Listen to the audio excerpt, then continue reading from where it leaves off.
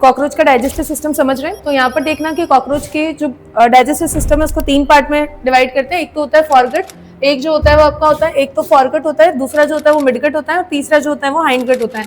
जो फॉरगट होता है ना, तो फॉरगट के आपके कौन कौन से पार्ट होते हैं, तो फेरिंग्स होता है, इसोफेगस होता है, फिर क्रॉप और गिजार्ड। तो फेरिंग्स के जस्ट पास में जो प्रेजेंट होती है वो सलाइवरी ग्लैंड प्रेजेंट होती है। ये जो क्रॉप होता है ना, तो क्रॉप का जो मेनली वर्क फंक्शन होता है वो किसके जैसे काम करता है, तो स्टमक के जैसे। और ये जो गिजार्ड होता है, तो गिजार्ड जो हेल्प करेगा, तो जी से गिजार्ड और जी से ग्राइंडिंग। तो गिजार्ड जो होता है वो ग्राइंडिंग ऑफ फूड के अंदर हेल्प करता है। फिर अपने एग्जाम के जो पॉइंट ऑफ व्यू से क्वेश्चन पूछा जा सकता है कि फॉरगट के अंदर कौन कौन से पार्ट आते हैं, तो कौन सा आता है, तो आपका फेरिंग्स, इसोफेगस और फिर क्रॉप, और एक कौन सा आता है आपका गिजार्ड आता है। अब ये तो फॉरगट का पार्ट कंप्लीट होता है। फॉरगट और मिडगट के बीच में जो होता है वो हिपैटिक सीके प्रेजेंट होते हैं।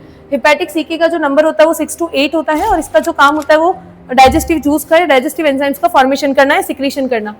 ये जो मिडगट और हाइंडगट होता है उसके बीच में, ये बहुत ही इंपॉर्टेंट क्वेश्चन है, चाहे वो नीट का एग्जाम हो और चाहे वो जेट का एग्जाम हो। तो फॉरगट और मिडगट के बीच में यहाँ पर जो होते हैं वो मेल्फिजियन टिब्यूल्स होते हैं। मेल्फिजियन टिब्यूल्स येलो कलर के होते हैं, 100 to 150 इसका नंबर होता है, और इसका जो मेनली फंक्शन होता है वो एक्सक्रीशन में होता है। इसके बाद में जो स्टार्ट होता है वो हाइंडगट, और हाइंडगट के 3 पार्ट होते हैं। पहला जो होता है इलियम, कॉलोन और होता है रेक्टम। तो ये कंप्लीट के जो अपन ने भी पढ़ा है वो किसके बारे में, तो डाइजेस्टिव सिस्टम, जिसको 3 पार्ट में डिवाइड किया गया है।